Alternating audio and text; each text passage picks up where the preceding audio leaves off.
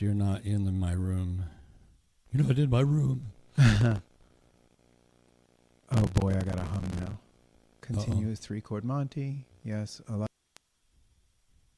Enter studio.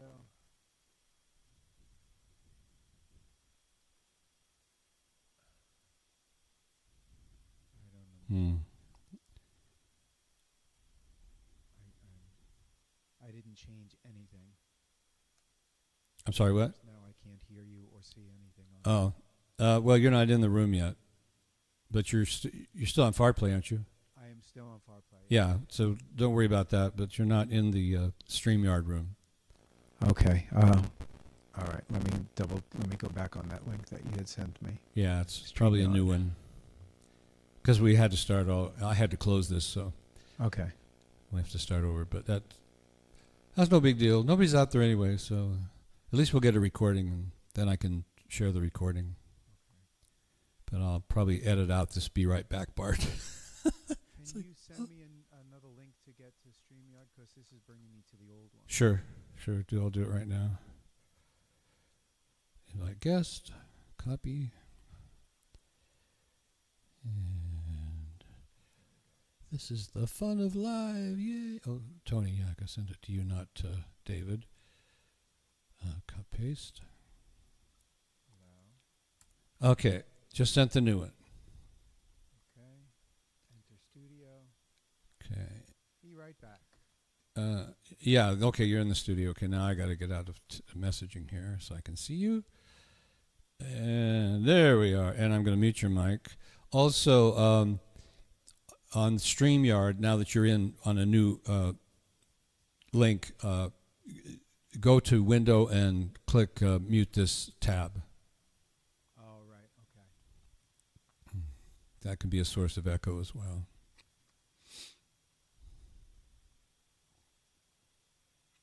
But this is why this guy said, just do your streams. Don't worry about your mistakes. Nobody's listening anyway. I was hoping with the email I sent out we'd get more. But they still could come on. Who knows? Okay. Let's see. Let me put you on the stage. Okay, yeah, you're mute. You're mute. Yeah, you were just going to do the window mute. Did you get a chance to do that yet? Yeah, I muted it, but I'm still getting a really bad echo. Really? Now you're getting one. Okay, so if you muted the tab and your microphone is off in StreamYard, so the echo still is coming somehow through FarPlay, I guess. Let me turn your remote sound down. How's that? Make any difference? No. I have no idea where it's coming from then.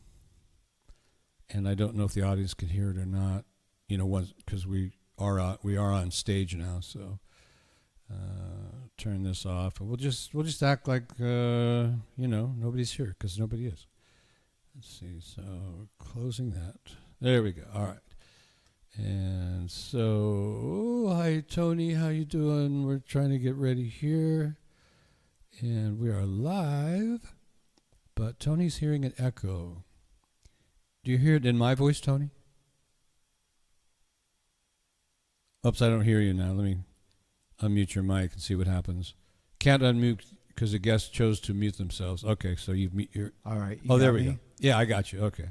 Okay. And yeah, we should be good now. But you're hearing an echo, huh? Oh, a very strong echo, yes. And I have no idea whether the audience is hearing that or not. Did you mute your other one? My other one, what would that be? Your not the video? FarPlay. Well, never mind. I don't know what I'm talking about. So just ignore me. Yeah, I don't know what I would mute at this point. I can mute your mic on the remote sound part, but then I can't hear you at all. So we still have to go through FarPlay. Anyway, can you deal with the echo? Is it? Can you deal? It's echoing terrible. Yeah. Huh.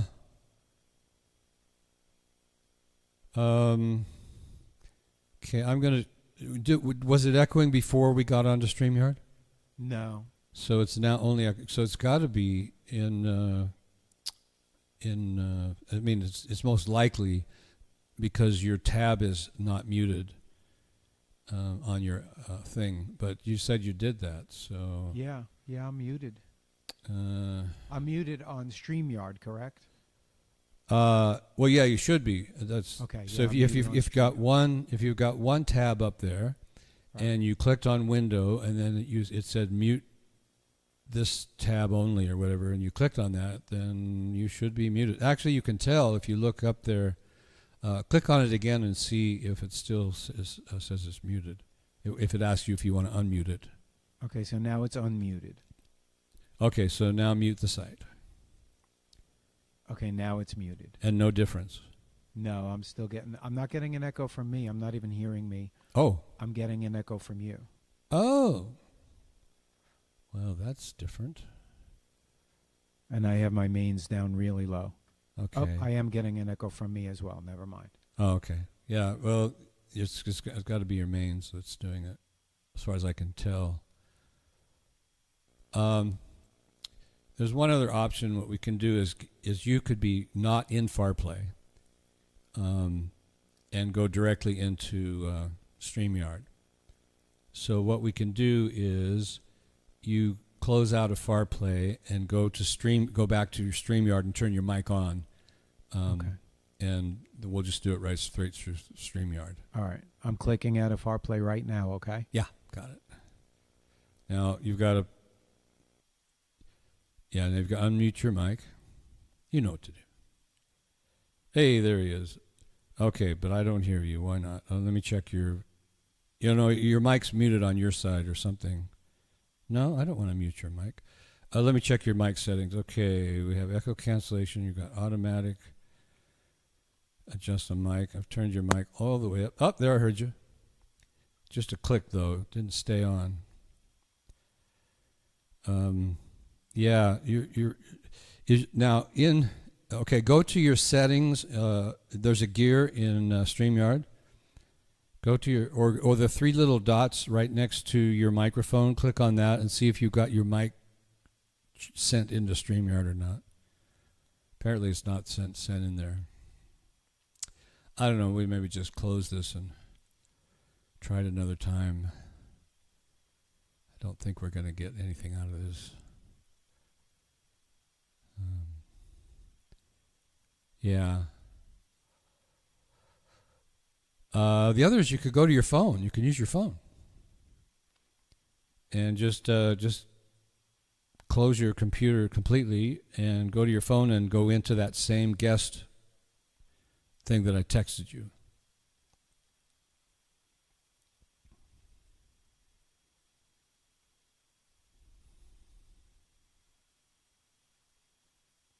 I think I'm going to do it this way from now on. FarPlay is just too complicated.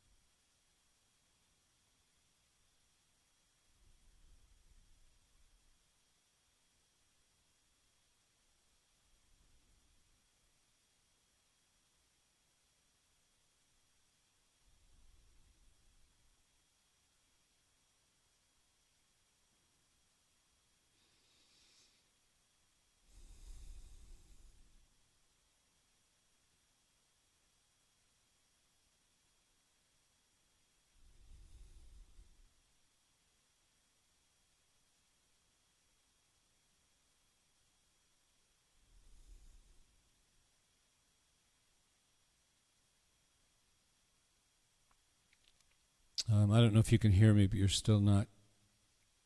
We still have no mic on you. Okay. Now I'm going to add you to this. Okay, now you're in on another line. Okay, so you can close your computer. Just close your browser, and because I've got you in here now on your phone. Okay, So great. This is clear. yeah, there You we know go. what? It's a And weird interaction. Oh, is there? Okay, go ahead. I'm sorry. well, that's not right. I'm going to take you out of the room on your computer. Okay, there we go. That was just you and the phone. Okay. So as Yeah. soon as I shut off StreamYard, everything that we had set up is working right. So it's some kind of weird interaction on my computer with either Logic and StreamYard or FarPlay and StreamYard. But I'll sit down and study this thing and work it out and get it solved for the next time. Okay, So, I'm sure you can. But sometimes it's just better to go with the simple, right? yeah, yeah. I mean, this will work at least, and I could see you, so that's a good thing. Yeah, that's a very good thing. Okay, I can't actually remove you from the room. That's okay. You're not live on that little window that we're looking at. There we go. Okay. Now it's just you and the phone. Okay. Hey, check it out, dudes. We did it the easy way. Yay. All right. So, one of the things that StreamYard does that is really cool that you want to know about is after this is recorded, it has AI make a bunch of those shorts out of it, YouTube Oh, shorts. And then I can pick those, which of course none of this will be in there. I doubt AI will pick it. Even if it didn't, I wouldn't send it. And then I can just send the highlights out. So we'll still get something out of this. Plus, I get practice, you get practice. You learn more, I learn more. We got to take a positive attitude, Brad. Yes, yes. Because sometimes I just feel like I'm out of my depth. It's like no matter what I do. I mean, I've had several good sessions as far as most things go. Of course, the people I was working with already, we had done many lessons on FarPlay. I think that made a difference. All right. But then, of course, when I went back and reviewed it, I wasn't on stage when I was demonstrating something, so nobody saw anything. They just heard me talking. It's like, I make the joke, hey guys, this is live, so take notes of what not to do. Yes. Yeah. All right. Well, Okay. once we disconnect, I'm diving into this and studying everything. And don't be at all shy about contacting David, Okay. because he's just the best customer support person in the world. Never worked with anybody who is more caring, who is more interested in making sure that you are happy with FarPlay, that the systems are working. I've never seen him go, look, I'm out of time, guys, I got to go. He's never done that. So, and I'm sure he's had times he felt like he needed to, but he just, I don't know what else to say. Just don't be at all shy. You just contact him through the website, the FarPlay at support, and he sees that right away, and then he'll reply to you and maybe get on the. He's got your phone number now. You could text him. Oh, that's great. Yeah, he wouldn't mind if you texted him because he knows me and knows you now, and Okay. just if you feel like, geez, I just can't get this. And what's amazing about him, Tony, is he seems to know everything. It's like, oh, you're using Logic? Okay, go blip, blip, blip, blip, blip. Okay, you're set now. That's great. Oh, your speakers are on. I can hear him in the room. Go blip, blip, blip, blip, blip. It just blows my mind. So let's see here. I'm going to just turn. Yeah, I'm sorry. This is a bust because of technology and my lack of it. Well, but this is, it's like I was saying. I mean, we have to adjust to the new world. Yeah. If we don't, then we're sitting around, we're couch potatoes. I mean, literally. Like, there's nothing to do. There's nobody to teach. There's nobody to communicate with. I'm just going to sit and be a couch potato. And we're not going to do that. No. And you know what? I know how I operate, and I'm probably gonna be in this room until about 3 or 4 a.m. making this thing work. And I'm gonna set up my other computer next to my desktop so that I can interact with both of them and make them both work. So I have them in both places. That's what I was doing. I was making sure everything worked. And yeah, it'll help. Is my point, and it'll build habits. As far as being able to do new things, new ways. All this information translates over to something else. Yeah. Okay, so let's pretend. Hey, everybody. Hey guys. How you doing? This is Tony Silva, and he's my guest today. He's also one of my incredible students, and he's going to be learning today, just like everybody else, about how to learn from great singers' phrasings, or even bad singers if you want. That's up to you. But most people go for the great singers. Tony is moved here from New York to Las Vegas, so that you get some context there. Was in New York, moved to Las Vegas, and now he entertains us beautifully. I've been out and seen him live. So if you're in Vegas and you want to see some great live entertainment, find Tony Silva. I'm sure you have a website, don't you, Tony? I am still old school. I just have Facebook. Okay, well, there you go. Yeah, Tony Silva musician. Okay, there you go. Instagram? And Instagram? No. No, okay. But I Facebook. No, well, he'll get there, folks. You know, I only put so much credit on those things, but we won't go into that. But yeah, find Tony, find out what his schedule is, go out, and enjoy. He's really becoming an incredible emotional singer, which is what we all know is what this is really all about. So I can't say enough good things about him, and as you meet him here on the show, you will understand why. Okay, so let's get into it. Now, the poster says, in fact, I'll put it up here for just a second, if I have it.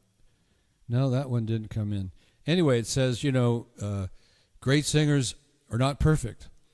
And I did that just to get your attention, cause a little, a little buzz. But what we're really here is to find out why I said that about great singers.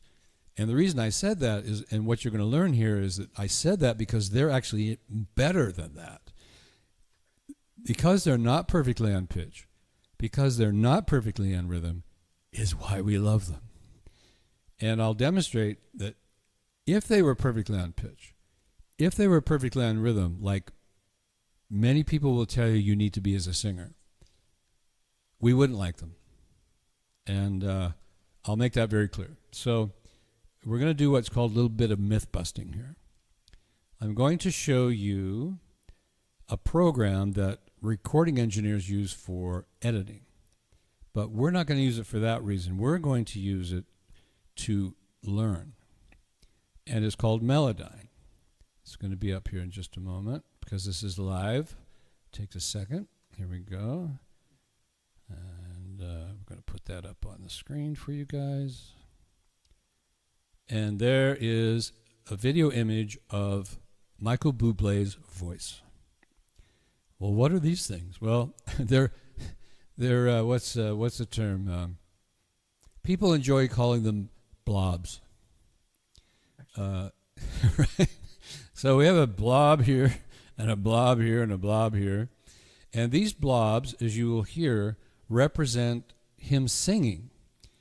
And what we're going to do is we're going to evaluate using this software just exactly what Michael is doing when he does this one particular riff. I'm going to play it for you. Here you go. A good. Did you hear that okay, Tony? I hear it perfectly. All right. Thank you. Excellent. All right. So if we just listen to that as is, and you're going to go, wait a minute, where's the music, Brad? That was weird. Where's the band? Well, I used what's called a stem splitter. It's one of the new inventions of AI, and I highly recommend it when you want to evaluate a singer. You buy the file, you put it in any stem splitter, which there's many of. I use personally Lol. I'm not getting paid for that, but you do use LALALA. No, excuse me, LALAL. Sounds like lol.ai. And you can get a perfect recording of Michael's voice without the music, or you can listen to them together, which we will here in a moment. But for Melodyne, if I had put the music in here with him, it would make this look really messy. It would be really hard to understand what I'm trying to show you here. Plus, we get to hear his voice all by himself. I mean, this is a great world. Let's do it one more time. A good. And that's the part we love the most. But even at the beginning, if I go back just a hair, which I will here, let me hide this. Let me put this back out here. You'll also hear a little bit of that breath work right here as he's preparing for the line. So I'm going to start it right here, and just check this guy out. What an incredible artist! Yeah, check it out. Right now, this is live. This is not a studio version. I picked that because even though this may have been edited, they can do that to live recordings, just so you know. But they're not usually as edited as the studio version. So we learn more about what Michael really is all about. Okay, now what is it we're actually looking at here? How can we learn from this? Okay, the vertical lines that you see going vertically are the eighth notes. So between bar 51 and bar 52, we have 8 of these. 1, 2, 3, 4, 5, 6, 7. Wait a minute. 1, 2, 3, 4, 5, 6, 7, 8 right here. So that tells us when his voice comes in on the rhythm and when it ends. So if he was perfectly in rhythm, these little blobs would be right on the line. And this one's close. But you see here, he's late. He didn't come in right on this eighth note. If you know music theory, you have an idea of what I'm talking about. If you don't, that's all right. You'll learn as we go along. This one's closer to the line, which means he's more perfect, as you would say. He's on the third eighth note. Here, you'd have to call this early on the, what would be 1 and 2 and on the upbeat there. Then it stretches off. He ends this on the beat right here, but as he's slurring to the next one, it stays pretty much on beat, but he makes it a little early right here. Then this one here is quite early. This one is so far is right in between. Now, if you know much about music theory, this will befuddle you. It's like, okay, if we turn this into 16th notes or 32 notes, where would he be? Now, this is a really cool thing I'm going to show you that we can do. Where is it? Okay, options. I can actually turn the time grid into 16th notes. Options, time grid, 16ths. Okay, so now it's a little easier to understand. You could say, okay, he's early, he's a little late here. And he decided not to hold it for a full eighth note, so that makes him cut off a little early here. So late here, early here. So again, if this was right on the eighth note, beginning and ending, it would be quote unquote perfect, but it would be very, very boring. And he's flat. Now, how do I know he's flat? Okay, so if you look at these gray boxes, you can see that the gray is between the upper line here and the lower line here. So this is pitch. And right here it says C. So this is an actual C pitch. And he's pretty close to right on. So now I can check that. I'm going to click on it. And it says right here he was 7 cents flat, which is 7%. It's short for cents. For percentage, excuse me. So this is beautiful. And you hear this, you see this little glissando. Like all this stuff is going on here. This makes him interesting, not the other way around. So here he's almost exactly on pitch. You can see here minus 4 cents. Here he's a little flatter. And these vibrato lines are a little erratic. According to classical music, this is too erratic. They believe it should be perfectly in time and all that stuff. And those are great goals. I'm not putting classical music down by any means. But I am stating that this is different. So right here, minus 7 cents. This is going to be really close to on pitch. Only 1% sharp. This one is 15 cents flat. This is going to get boring after a moment, but minus 14%, 10%. Now this one is really interesting. It's actually even hard to demonstrate. There's so much going on here. But that is right on the pitch, right where he starts this little escapade here. And then this one is 26% flat. So if you were trying to say he was going from F to G flat, then this makes this note quite flat. And sometimes Melodyne It's a little hard to say for sure without much more study as to whether actually Michael was trying to go to G flat or not. Here we go. He's sharp 14%, and I don't know if I can get a pitch out of this one. Probably not going to be able to. These are called artifacts. I'm going to play that just for a minute, see what I can hear there. Okay, it's coming. Like, see, that's the right. So there's not much of a pitch there to evaluate, but it's so cool. It is cool. It just makes you, God, why didn't I do that when I was 10 years old? I would be so good at that now. A little bit of personal history on me, assuming you don't know everything about me, which is reasonable. I was a rock singer, and I did some jazz, and I thought I was pretty good at it. But now looking at this, I'd say I was not even in the right ballpark, because I would just listen to the record and sing along. Michael wasn't really a star then, but Lou Rawls was, and I used to sing along with him, and and Mel Torme and all the guys that really came out of this era that Michael listened to. And I thought, yeah, I got this. That's really good.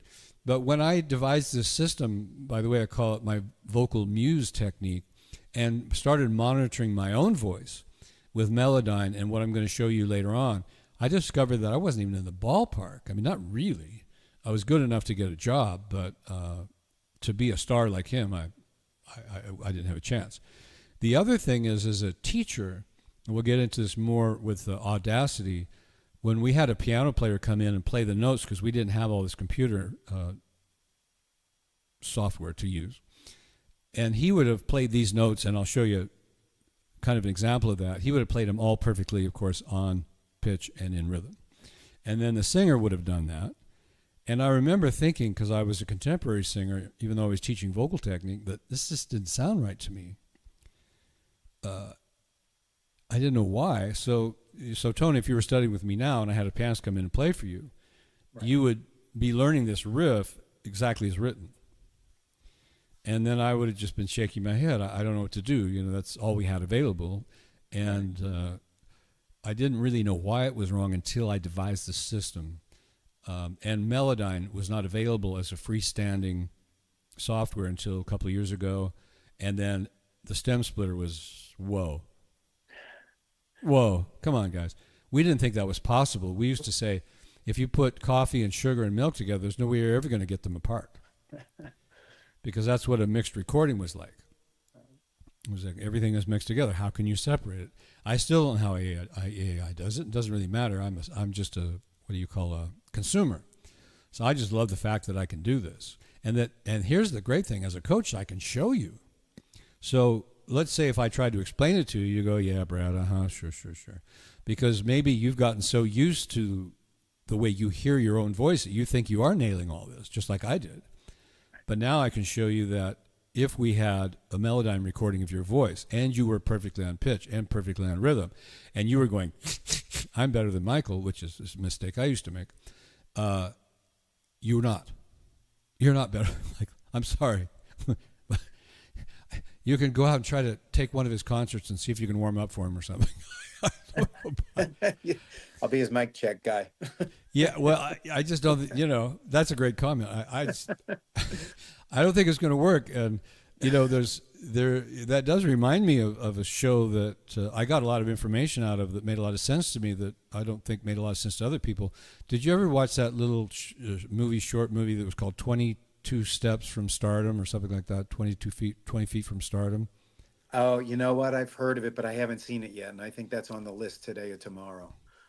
Well, what I got out of it was what the movie's about is we have all of these incredible stars with background singers. Well, why isn't it common, like it would be in a corporation, for these background singers to become stars? That's kind of the question that the movie posed. And, it's valid. It's like, why not? They're there. They know the gear. They know the people. They know the producers. They maybe have even met the songwriters. They're in there. Like when you said, I'm backstage doing the sound. Why are they not becoming celebrities? Well, there's a cost to becoming a celebrity that these background singers according to the movie, are not paying. And that is that they are working for a living singing, and they're being directed by someone to sing a certain way. Right. And once you get into that mindset, and I'll illuminate more when we get into Audacity and show you why being exactly like somebody else is only partially a learning process. So they've learned all these things, but they have never lived the life of, I'm an artist. I don't care if you like me or not. This is my song. I've recorded it. I hope you enjoy it. But if you don't, I'm moving on. That's what these people have been through. Hence the starving artist.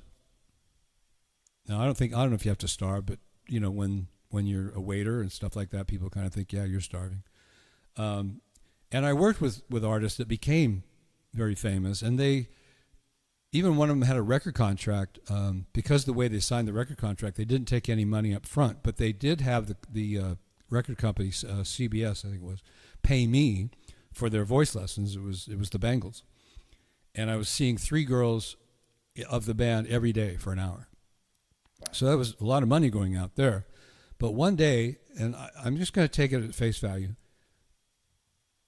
Debbie calls me up and says, I can't make it. I don't have any gas money. Okay. That's to her, that's the way she had to live at that point. But she became a major star because she took that risk. The band actually signed one of the smarter contracts I've ever heard of. They said to the record label, we don't want any money up front to live on or to go play with or, to feel rich. But we want a higher percentage if it sells. And it's damn thing sold 3 million copies. So, Brilliant. Plus, of course, who knows how many extra. And sometimes if you don't follow the albums, they've gone 4 times, you don't even know. So I'm not recommending anything at all to anybody. I'm just saying that's a footnote. If you're absolutely dedicated to be an artist, you have to put yourself in the position where you do it your way no matter what. And Tony makes his living singing other people's songs, and I think that's fantastic. I did that for many years, and that's a great way to live. I had a blast. And I did like weddings and stuff like that, not as a solo artist, but with bands, and we had a great time. And right. I can't tell you why coaching took over my life. That was a big shock when I started coaching, because Seth Riggs wanted me to coach in order to learn how to sing better. And I started getting these people coming in, and I started helping them with what I knew from what Seth taught me. And I was still booking gigs, and the next thing you knew, I wasn't motivated to book as many gigs, and I was more motivated to teach students. The next thing I knew, I was just a full-time doing this, and I've never stopped. 48 years, I think it's been. 1979. So anyway, we all take we all take our pathways, and we should all be proud of whatever it is that we've done with our lives, because it all takes skill, it all takes balls. Sorry to say that for the girls, but I know you guys are used to hearing us crazy men talk that way. So we'll move on from this, because I think we've made our point. He's not perfectly on time. He's not perfectly in rhythm, and that's why we love him. It's not a put down. It's not, oh, he's perfectly off. I know that I'm certain there's people who would say, you know what, I saw that, and Brad's right. He's perfect. He's not perfectly on pitch, and he's not perfectly in rhythm. I don't like him anymore. Because we all have what we want out of life, and if that's important to you, if you want to be an intellectual and you want to be perfectly on pitch and perfectly on rhythm, I don't have anything at all against that. I'm just showing you that there's another world that many of us have never known about. Something just happened here. Okay, I'm removing. Okay, so now Melodyne is gone. All right, so we're going to move on. Any questions, Tony? No. As a matter of fact, I just downloaded Melodyne finally, and I'm going to be playing with it a little bit. Yeah. Now you can go through Logic and do a lot more with it. Okay. You can use it for all kinds of crazy things. I got the freestanding version so that I could just use it on my computer without going through a DAW. Okay. And unfortunately, Audacity will not connect. Maybe that is fortunate, because if Audacity connected, I might be tempted to try it, and then I'd really be up shit creek. Yeah, that's a new rabbit hole. Yeah, I know. I've avoided it for many, many years. It's like, whoa. Okay, yeah. So yeah, check that out. It's going to be a tremendous boost to your knowledge. I've, and you can go back. I went back as far as Ellis Fitzgerald. Wow. You can stem split that old mono stuff. Mm-hmm. That blew me away. I looked at Pavarotti. Wow. He sang flat notes. Right? But they were usually the more intense, sad. So I thought it was very appropriate. Right. I thought it was like super cool. But again, if you're after perfection, there is a woman, and I'm not going to play it here for you. But if you love that kind of music, I will totally support her and tell you that Katherine Jenkins is really, really good with pitch and rhythm, and her tone and her ability to go from what singers like to call the chest voice to the head voice is beautifully smooth, as if it didn't exist, which of course we eventually learned that it doesn't. But you can check her out, and I have seen her on Melodyne. It is pretty amazing. I did a podcast where I actually presented it to some record producers, some mixers and stuff, and they were like dropping their jaws. They're like, 0%? Really? I mean, they were just shocked. They were, and it was a live recording. So, well, there's a lot to be said for bringing in, even on a piano, on a guitar, whatever. When you hit that one, you're still staying in the scale, you're still staying in key, but you're hitting that one note that just brings in a little bit of dissonance and gives you that emotion. yeah. That little bit of dissonance, I think, is really necessary to feel what someone's portraying. Yeah, because we're so complicated. We're just really complex creatures. And emotion is part of that complexity. And you were telling me about that keyboard where you can really play the guitar stuff on, right? Yeah. Yeah, and yeah, okay. Oh yeah. So and I got like the fiddle with that. It's amazing. No, keyboard players have been looking for that for years. I know that they used to complain to us singers that, well, you guys sing between the cracks. Yeah, okay, I get that. Yeah. Hope that doesn't bother you too much, but yeah. So eventually, more and more, they've been able to get to playing between the cracks, and express sounds that they couldn't express before. They used to use the what'd you guys call that little modulation wheel? Yeah, modulation. Thank you. And Tony and I talked about that because when a guitar player bends a note, or when a singer bends a note, there's kind of some angst there, because there's like this physical pressure. It's hard to bend a string compared to just putting your finger on it. And I said, is it portraying that? And you said yes. And I was like, whoa, that is amazing. Wow. Yeah, when we wrap up, if you got some time, we'll. You show me, yeah. Pull Okay. up something to show you real quick, yeah. All right, cool. Yeah, you'll love it. All right, so now I'm going to move on. So let's say the other way that we try to learn a song is from sheet music. And sheet music is a wonderful tool for musicians to play together without ever having to rehearse and so forth, especially if they're extremely good sight readers. Right. But in this new world of ours, it's almost become a dinosaur. I rarely ever see any written music. My students don't bring it in anymore. So we're going to take a look at what it sounds like when a piano is playing the exact pitches. And let me move this so I can get on stage. Where'd it go? Someday I'll get a producer. Okay, here we go. Putting that on stage. There you go. Okay. Now everybody can see what I'm talking about. Click on here. I'm going to give you a little bit more of a visual. So in this chart, this is the last line that the whoever you call it, penned this, put in as an ending line. And when you look for it, it does, you'll see it here. It says, "Feeling Good, Michael Bublé." So they're kind of implying that this is Michael's thing. But we heard the live version, which, by the way, is probably different than the studio version. And another thing that's great about these singers is that every time they sing something, it's always a little bit different. It's very rarely exactly the same. Even if the first phrase of the first verse and the second phrase of the second verse, or the first phrase of the second verse is identical, there'll still be slight variations for most of these guys. So here we can't see that, so I'm going to play it so you can hear what it's like. And this is one of the better ones that I've played. I've played other ones that were portraying Whitney Houston, and it's like, I don't know, guys. That's tough to buy that one. But this is what it sounds like if you try to learn it from sheet music. So again, I'm not trying to say don't use sheet music. I'm just trying to say that my vocal system will help you with the actual artist feel. This type of learning will not, and I used to use it. Here it is.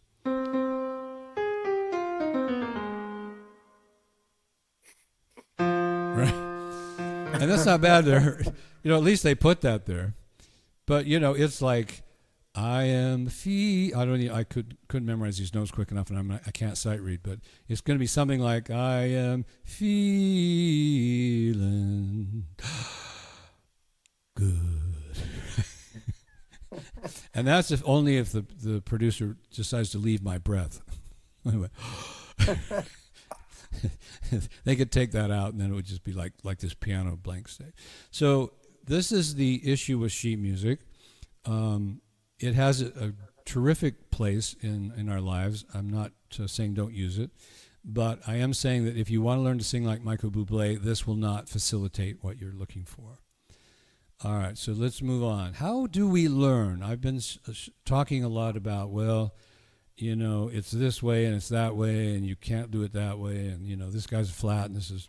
But how do we put that into actual application? Well, there's another free software. Melodyne is not, but Audacity is, where we will actually put Michael and learn from him. Sorry, I'm just looking at.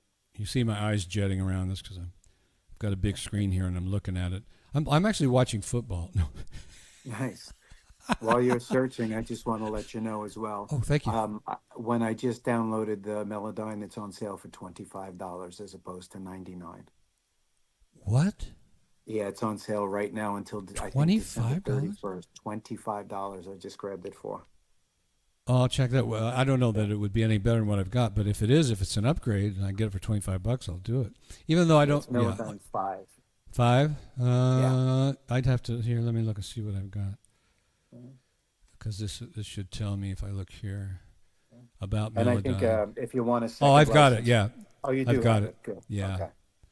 I know. I did see that they had like their $600 version for $200. Oh, and I didn't see that. Yeah, I thought about it, but I decided against it because it's not something that I would use the benefits of the more expensive one.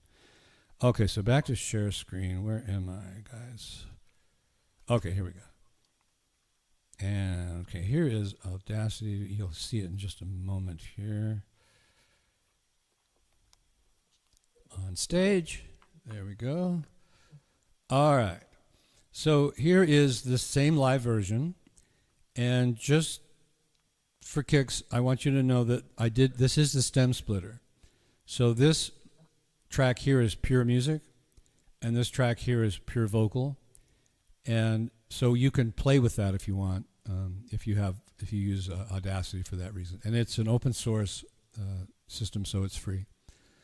All right, so what I've discovered about learning from great artists is that you can't predict what they're going to do. You can try. And I did try it. And maybe you could say, well, Brad, I did it. Okay, well, let me know how. But I tried to use music theory, and I tried to say, okay, I think they're going to come in right here. They didn't. I think they're going to end right here. They didn't. I think this note they're going to sing perfectly on pitch. They didn't.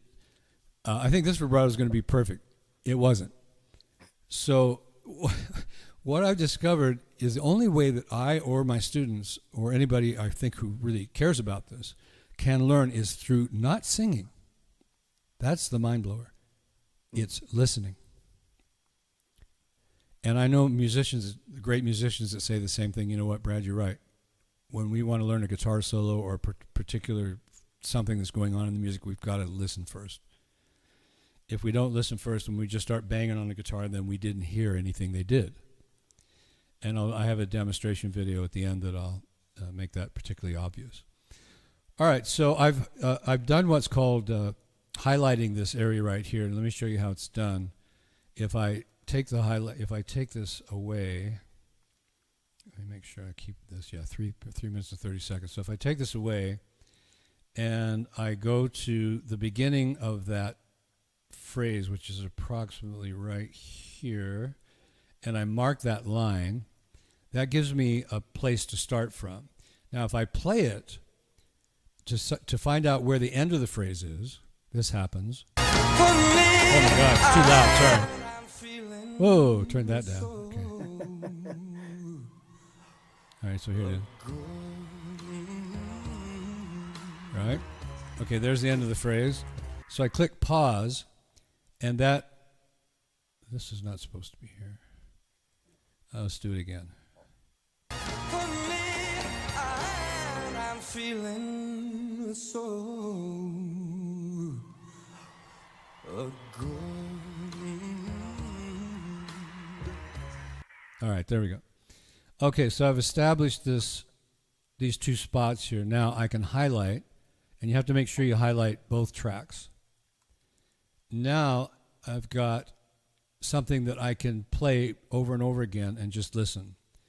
So, since this is a show and we don't want to be here till 2 in the morning, I'm just going to show you what it's like just to listen to it 2 or 3 times at the original tempo. For me, I'm feeling so good. For me, I'm feeling. Listen carefully. So good. For me, I'm feeling so good. Now, this is interesting because I think there's some echo. I hope you guys are not hearing it. I don't. Anyway, live TV, what are you going to do? Let's, it should be. No, you've got echo cancellation on. I don't know where it's coming from. Don't worry about it, guys. And I won't either. Okay, so what did we hear here? We heard a whole lot of stuff that we'd never heard before if we didn't do this. And the other thing that's interesting here is that because we can hear the music along with Michael, I don't know how good your ears are, but if you listen carefully, you can hear that Michael is, again, not perfectly in rhythm with the band. Because the band starts to go bump, ba-dum, ba-dum, ba-dum. And even with feel, the rhythm section has to be fairly steady. It can't play around like lead vocals. You'd have, in jam sessions it happens, it's kind of cool, but in this particular case, the band has got to be something steady that Michael can count on, that he can sing over and not worry about them all of a sudden changing the beat on him. It'd be like standing on an earthquake, right? So how can we learn more and faster? Well, this is what I discovered, because it has to be by feel, and I can't predict what they're going to do. I'm going to slow it down. Now, musicians... Tony, when you were earlier in your career, did you slow things way down when you first learned them? After the cassette tape era was over and we had computers, yeah. Yeah. Or even if you took something from a piece of sheet music and the sheet music says 100 beats a minute and it was a bunch of 16th notes, did you slow them down first? Always. You know what, though?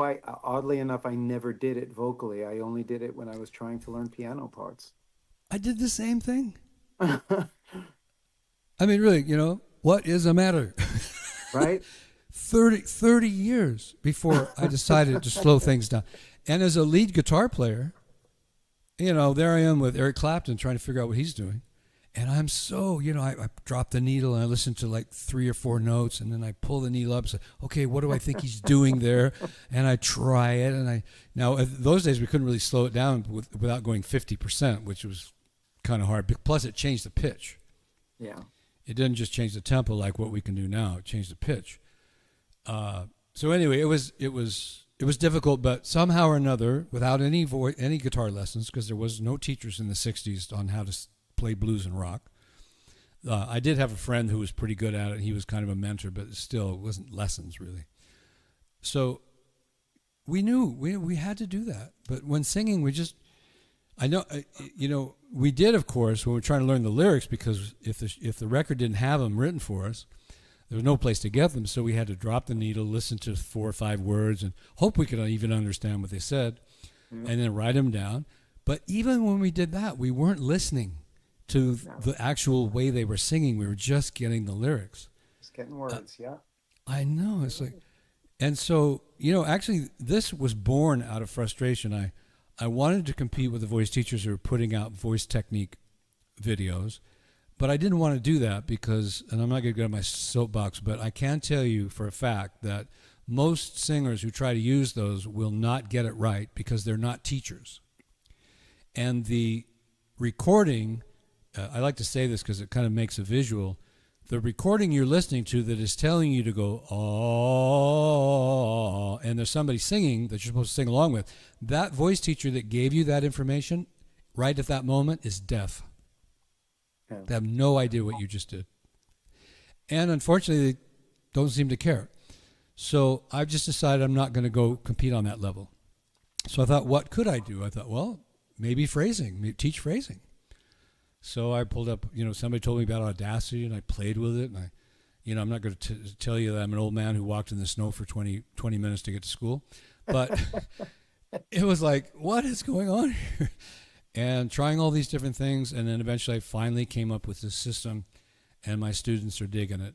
Tony wouldn't be here if he didn't, because he's a busy man. He's got a life to live, and he's got money to make. And playing around with Brad is not making him a buck. So he's here because he wants this information. And he's like a hell of a great guy. Well, I'm going to beg to differ, actually. Playing with Brad is making me better, which I think is having influence on everything that I'm doing musically anyway. Okay. So I do have to give you the credit for that, because you're definitely elevating my game, which is helping from the business end. Thank you. You're welcome. And this is a full-time singer, you guys. This guy's been making his living his whole life this way. And so was I. So, we're human. We have to have humility here and say, yeah, we didn't do it right. I don't know what right is exactly, but we didn't do it this way. And I'm not saying this is the only way. And there's, as AI comes into the world, I don't know if and when I'll be using it other than as a stem splitter. But I have heard of, I have a record producer friend who writes, but he doesn't sing or play. And so he's always had to try to rely on, studio musicians, or, putting a crew together, as they call them nowadays, to play his music and try to come up with different ways to do it and try to figure out, how it should sound and all that. So when AI came up, he's like a kid with a new toy. And this has been 2 years. He's still that way. Every time I get on the phone, he's AI this and AI that. But I did think one of the things he said was interesting, and I was telling one of my students today earlier, and he didn't like the idea at all. So I'm not trying to sell the idea, but he said some of the singers he's working with, he's had them listen to 5 or maybe 10 or 15 different styles of the song that he has put into AI. So he's got a Motown version and a blues version and etc. And he said the singers kind of said, well, there's some interesting ideas in there that I might decide to use in my own style, a little bit like what we're doing here, except for that they're getting them from AI. And remember, AI is just a compilation of actual real singers. So there are ideas there. But some people are just like, music and AI, no, I'm not going there. And I don't blame them. It's weird. But if you look at it as a tool, I think you can get a lot out of it. Are you using it at all yet, Tony? I've dabbled with it a few times because I've written some songs, and just to try to get some ideas again, just a variety of ideas to sort of maybe jar the juices a little bit, but I haven't used it for anything, publicly, just for my own head, just to experiment. Well, I'll give this one company a pitch because Mayat is the record producer that I know that loves it so much. It's called Suno, S-U-N-O. I'm gonna write that And down. yeah, you can either use it, by portion, or you can get a yearly subscription like Mayat has because he's on the thing all day long. Actually, that's not true because this guy, we won't go into all the wonderful things he does. He's kind of like a teacher who's a philanthropist.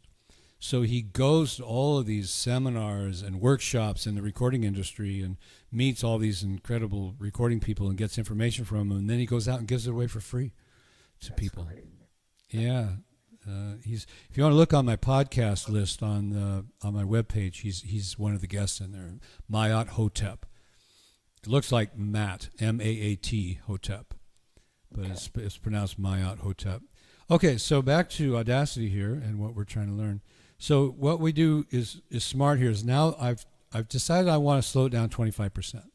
Now there are some things like if there's a really fast riff of a singer, I'm going to show you an example of Ed Sheeran who did a really fast lick, which surprised me he did it. But let's say my old student Anita Baker or Whitney Houston or some of those girls that like to do all the riffing, some of the guys that do it, then you have to slow it down 50, 60, 70% sometimes to even hear what notes they're singing, because they'll take a quarter note, turn it into a bunch of 16th notes. I mean, not exactly, of course, as we've spoken, but sometimes you hear it at the original tempo. If you're not listening carefully, you think it's only one or maybe two notes. But when you slow it down like we're doing here, you'll actually hear maybe 3 or 4 notes. Now with Michael, this particular phrase is obvious that it's how many notes it is. We didn't have to slow it down for that. But we are going to learn some terrific things. So back to what I was showing you here. You click previewed first just to make sure you're in the ballpark.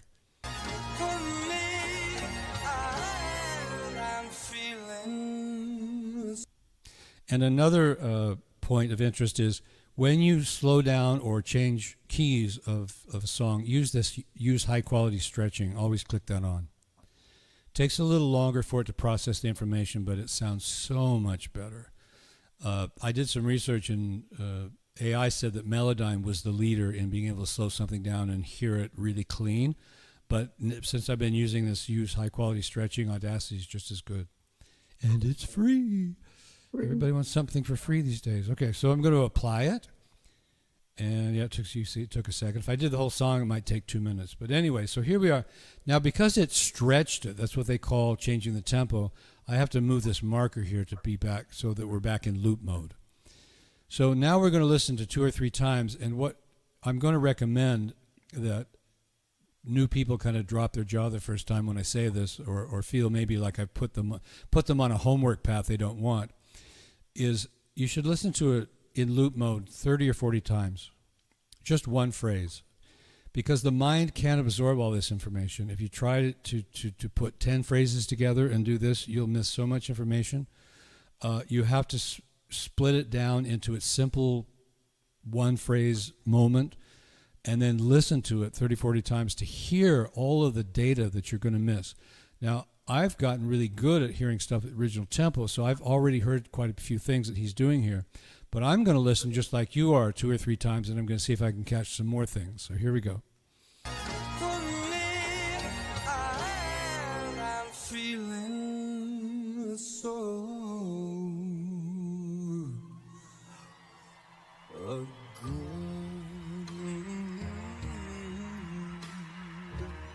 So good. I'm feeling so good. For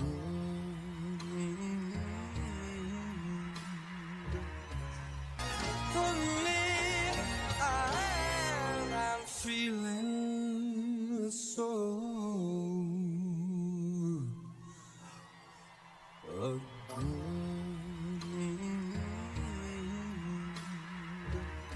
Now, even though I started a little bit before the phrase that I'm recommending we learn, the only phrase I'm really listening to is the good, and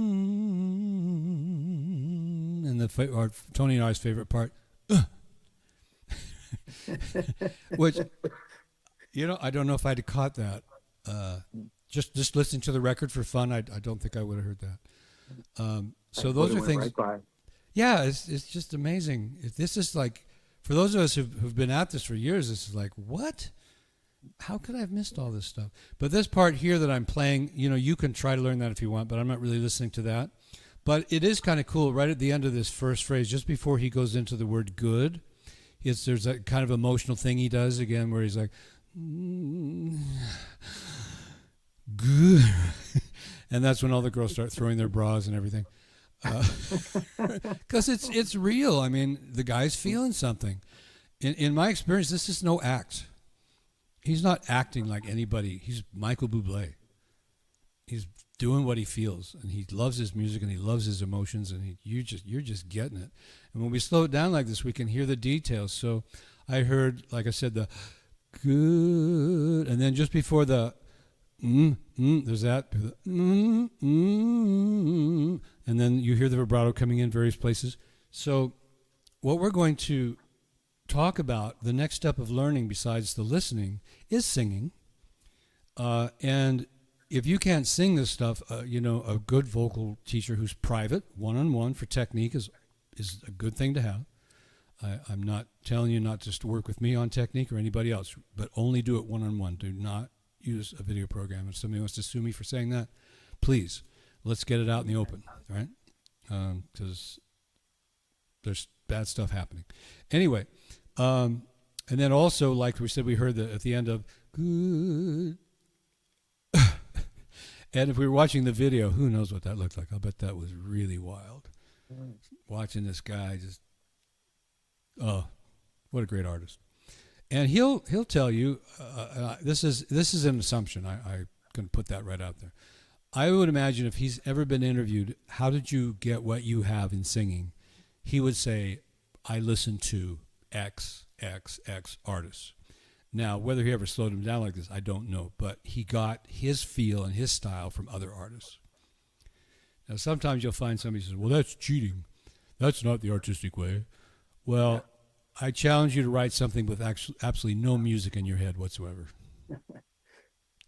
You've never heard Mary Had a Little Lamb. You've never heard Twinkle, Twinkle, Little Star. You've never heard Michael Bublé. You've never heard anybody, and yet you can come up with this really cool stuff. I will challenge you. So the long-term goal here is to sing along with him and become what's called a unison in music, where you have listened to this enough times, and I haven't, I'll admit that you can sing along with him so that you can no longer hear you or him. It becomes a third voice. It's called a unison. Whenever two people sing together in a choir, whatever, that's one of their goals, is to create a perfect unison. So that everybody gets the lyrics and the words and everything in a nice, clean package.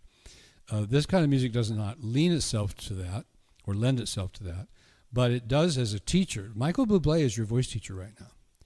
I like to say that. Makes me feel good. Okay. I'm not your voice teacher right now. I'm just your facilitator. So let's listen one more time at this really slow speed.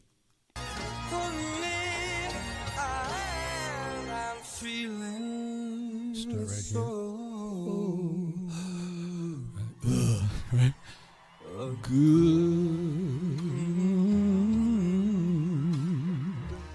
Okay. Now, unisons can be a tricky thing because they can trick you. You can think you're in unison and you're not. And if you don't have somebody there to listen to you, trying to be in unison to give you that information, then there is a really cool value that Audacity has. It's called multitrack. And what we're going to do is I'm going to be the student. I'm going to record myself along with Michael here.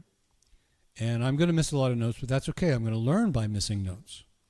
So here we go, folks. It's going to be a ride. I'm feeling so good.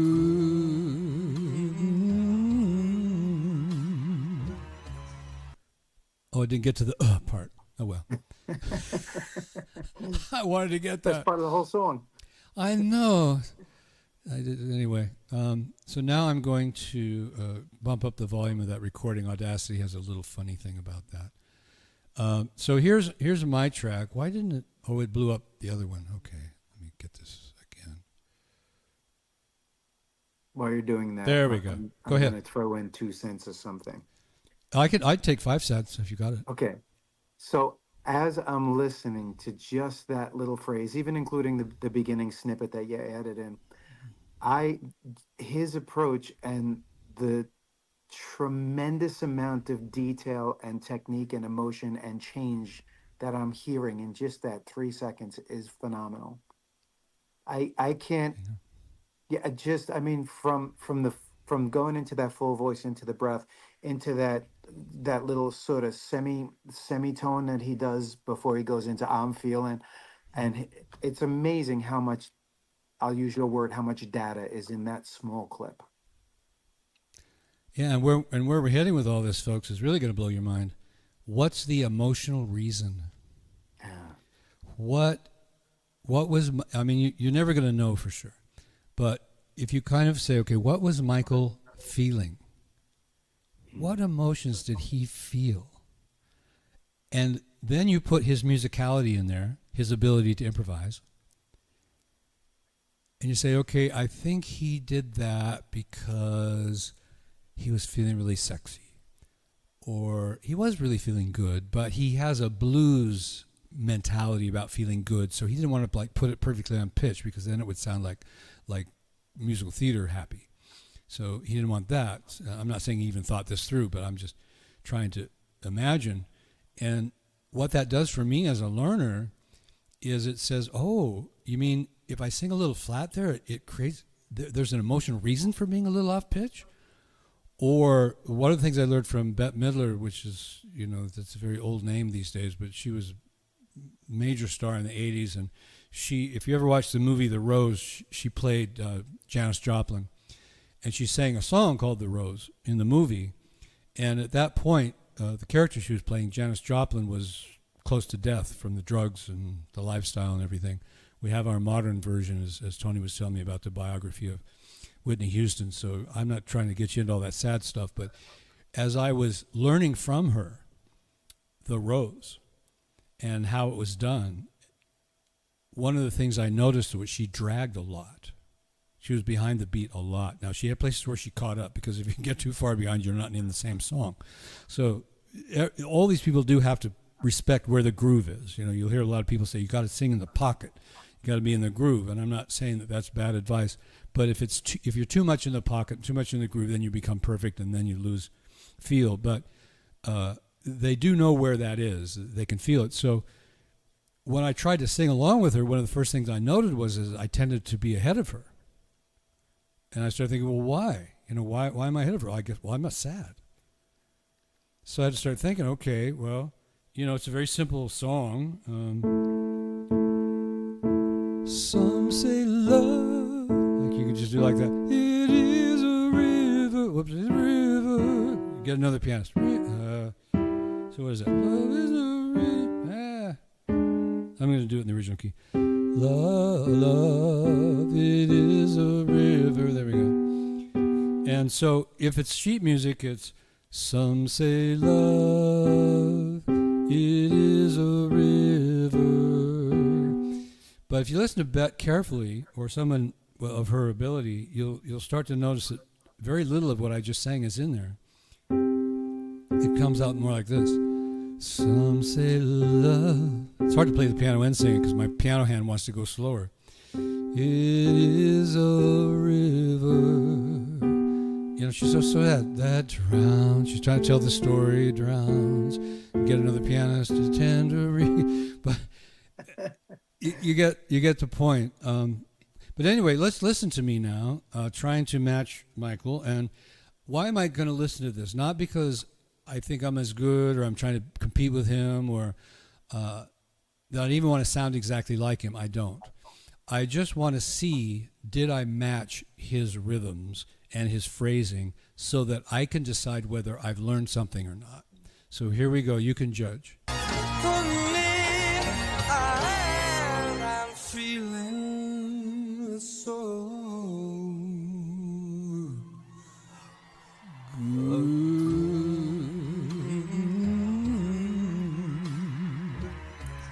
Okay, so now that I've heard that, yeah, wasn't too bad considering.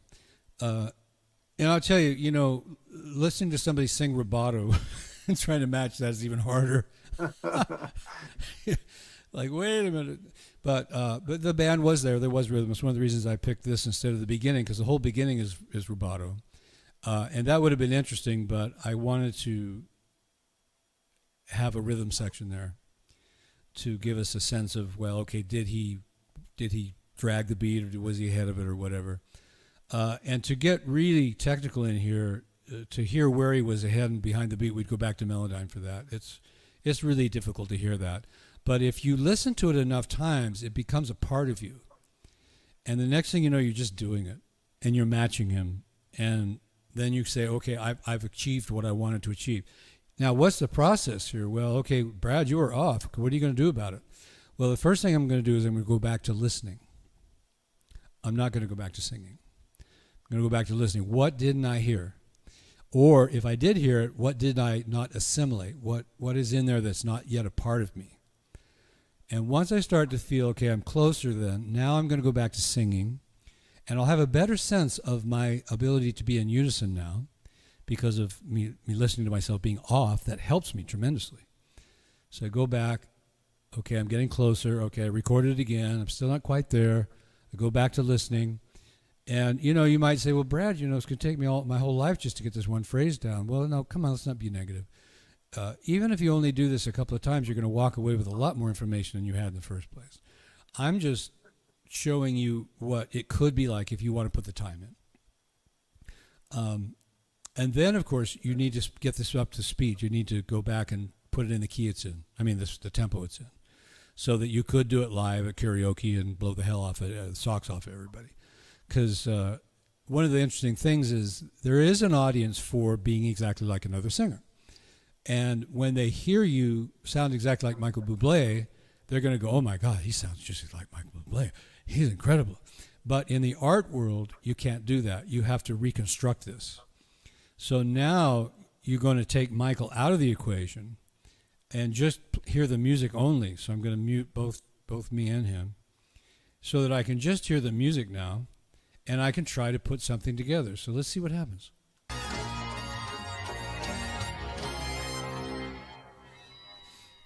Good,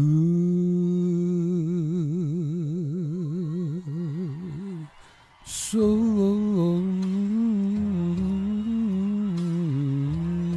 good. And now we're looping already. But I would take the loop out at that point. But you see what I did? I took my musical knowledge and I tried something. Now, if I recorded that, I might go back, well, I don't like that.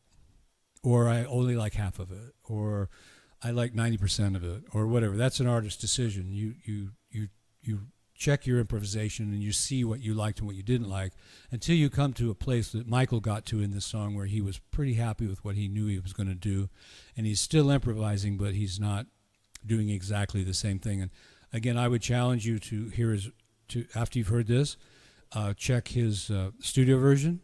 Go on YouTube, find a whole bunch of other versions where he's live, and see how many different ways he's done this part of the song. And it's going to be a surprise. It was to me anyway. So once you've done all that, then you can go on to another phrase. And if you want to put the whole song together so that you could go out and do a karaoke version of Michael Bublé, you can start from the first phrase. And my program that I'm going to talk about here that is on video where it'll take you through this entire step. 1, 2, 3, 4, 5. So there's 30 videos.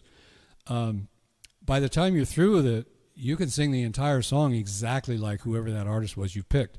And the great thing about Audacity, I want to make this very clear, I didn't pick Michael Bublé because he's the only guy I can pick. And actually, Tony picked it. I always let the guests choose. Tony wanted this guy. He wanted to know about this kind of phrasing. He could have picked REM. He could have picked Pavarotti. You could have picked, I don't know, Sarah Brightman. I mean, you can pick anybody, right? Now, there's only one more thing I'm going to say about this thing that's cool about Audacity. Let's say that I'm a woman and I want to learn it. Well, this is not maybe the best key for me to be in to get this feel. I could sing it an octave above him and I could get it, but Why? I've got Audacity right here. Audacity can help me out. So again, I'm going to go back to re-highlighting this because I've lost it through all of my goofing off here. I say that with humility. I'm going to kill this track that I made. I'm going to keep it slow though. Okay, so now I go back to effect, and I realize this is probably going too fast for you to assimilate right at this moment, but you either can watch this video again on YouTube, or if you're on LinkedIn or FarPlay, you can also go there and you can try to follow this along, but I would still recommend my program. Even if you don't buy the program, just the material you'll learn about how it works and everything in the website will help you a lot with this. So now we go to call change pitch. Now Tony and I just briefly talked about how back in the day when we had to slow down the vinyl or the tape, it also changed the key. And only since digital has been available have we been able to separate the two. So I've changed the tempo, but I have not changed the key. So now I'm going to take Michael up. Now, knowing what I know about women's voices, and of course it depends on whether you're a contralto, alto, or soprano, but let's just say alto to be on the average. And Michael is, what was he was singing? That's an F. That basically that riff right in there. So for a woman's voice, probably you'd want to turn that F into at least middle C. So we're going to go 1, 2, 3, 4, 5, 6, 7 semitones up. Now that's going to make Michael sound funny. He's not going to like me for doing that to him. But, actually I'm going to go 6 because he's getting mad at me. You could tell. You're going to get a strongly written letter. I know. It's I don't think it's going to happen, but it's possible YouTube may stop me someday and say, you can't do this. But because I did a lot of research, but because I'm doing it for teaching, and because I'm only doing very small sections at a time, it's highly unlikely that the writer or the artist or the producer is going to care. And it's a big compliment to them. And I'm pitching Michael right now. Michael should be getting fans out of this. All right, so now I preview.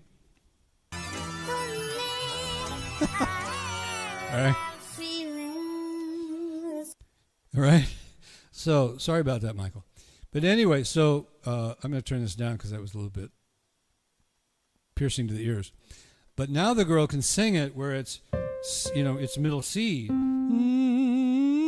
It's going to be more in their what they call the chest voice range, like Michael's in his. So there's a formula that we use from our system of voice teaching where we basically teach the women and the men exactly the same. We know that the actual instruments do not necessarily or probably ever registrate exactly one octave apart. So an alto and a tenor can sing in a very similar key and have an entirely different effect on you. And they're singing the same notes. So where should I start a woman singing? Well, should I start her, an A2? Probably not, unless she's a contralto and a very low one. So I'll start her on a G, which is very similar to a male. I might start her on a G, or if she's a soprano, maybe a B. But the rule of thumb is basically we're talking about a fourth to a fifth difference between male and female voices. So when you're just approximating what key you want to change something to from the male to the female, I went 6 semitones, which is so it would be F sharp to C. That's a tritone. So we're right in the ballpark, saying a fourth or a fifth or a tritone. All right, so the woman would do the same thing. She would listen. Oh, I left the vocal out. Sorry. Let's do that again. Had it muted. Here we go.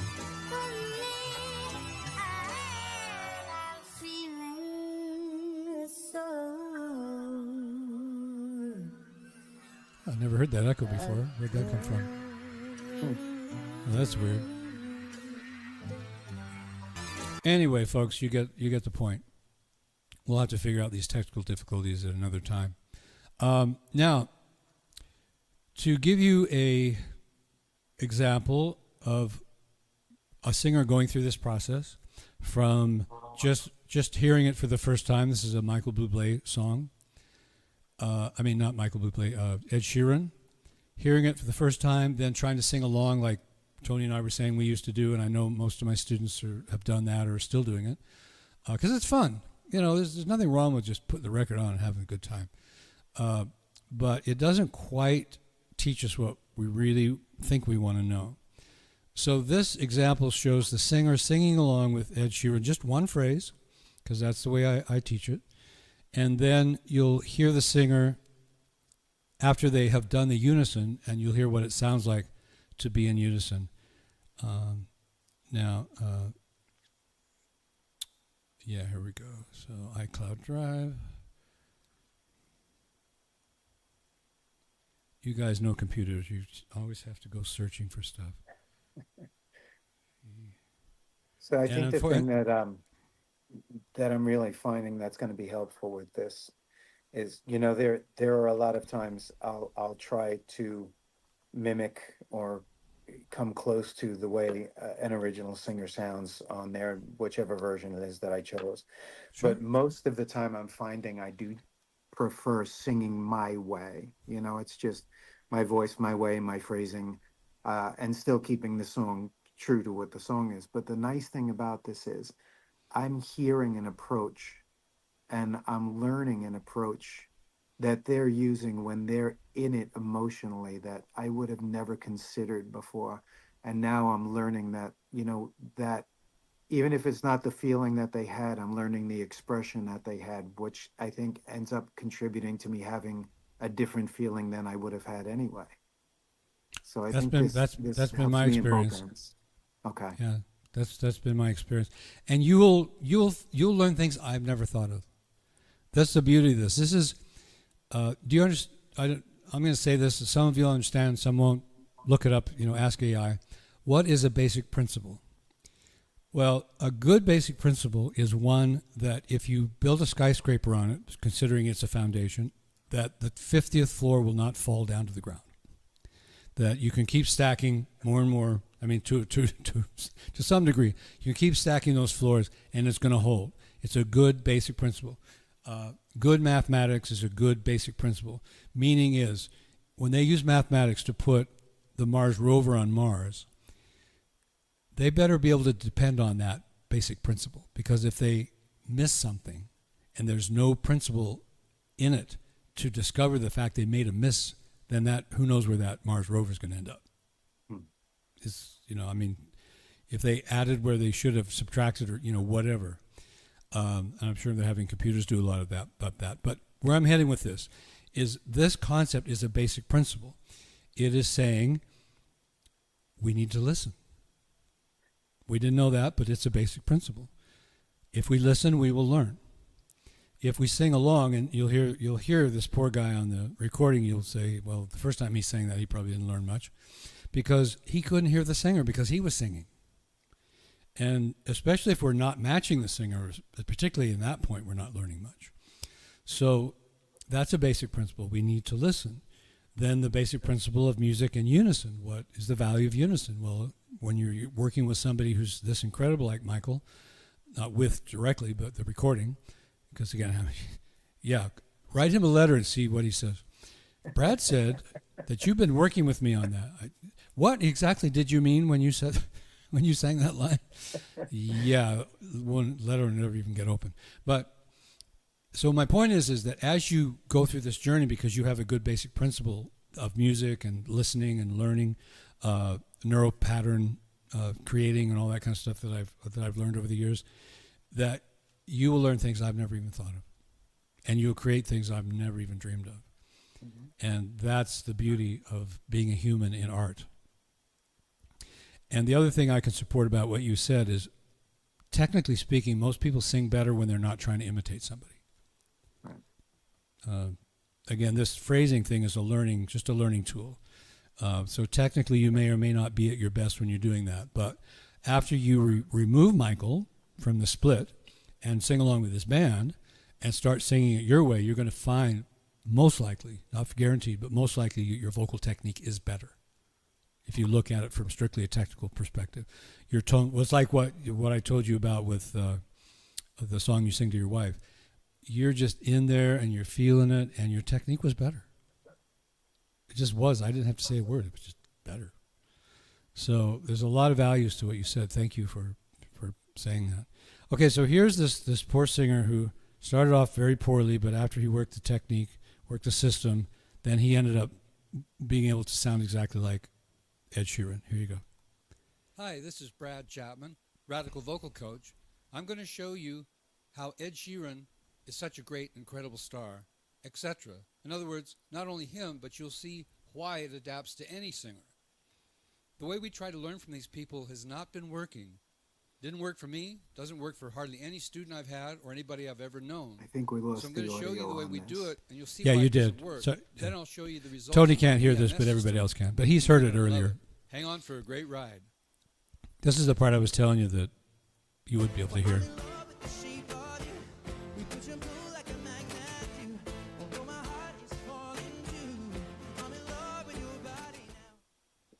Brad, excuse me for one moment, Sure. please. Of course. I'm in love with the shape of you. We'll push and pull like a magnet do. And though my heart keeps falling too, I'm in love with your body now. So read the text. Now you'll hear what the singer sounds like in unison with Ed.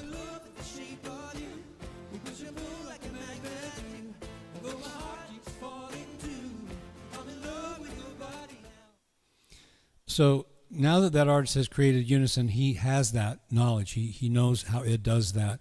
He learned that riff is not only two notes, it's four. And he learned the key that it was in, and he learned the feel of it. And that's the ultimate goal here. Then, like I said, not using anything really, just being a creative person, you take that information that your subconscious has absorbed and just start making up your own stuff. It'll help you with songwriting as well, because it's a basic principle. How do you create? You absorb first, then you start to create after. And that creativity will be your own. You'll be the only person on the planet or in the universe, as far as we know, that interprets and sings exactly the way you sing and feels things exactly the way you feel. I don't know what's happened with Tony. I guess he had an emergency or something, but he'll come back when he can. But that's basically the show. And I will be doing these on a semi-regular basis. I'm too busy to do it all the time because I have Tony comes in for voice lessons. So, that takes up my time. Other people do as well. And I'm not pitching my voice lessons here because that's a private thing, and most of you are who knows where in the world. I do online lessons with Audacity if you want, and we do things in real time, and it sounds terrific. In fact, I'm on FarPlay right now. Sorry about that. Excuse me, please. No worries. We were just closing the show, I think but we that lost your audio. completely. You can't hear me at all. It shows that I'm on. Oh, you can't hear it through your phone? Are you listening through your phone? I don't think I can chat with you here. I don't think they have that option. Let me text you.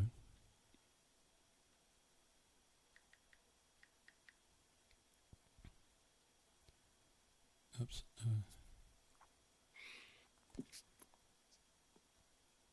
So you can't hear me on the phone?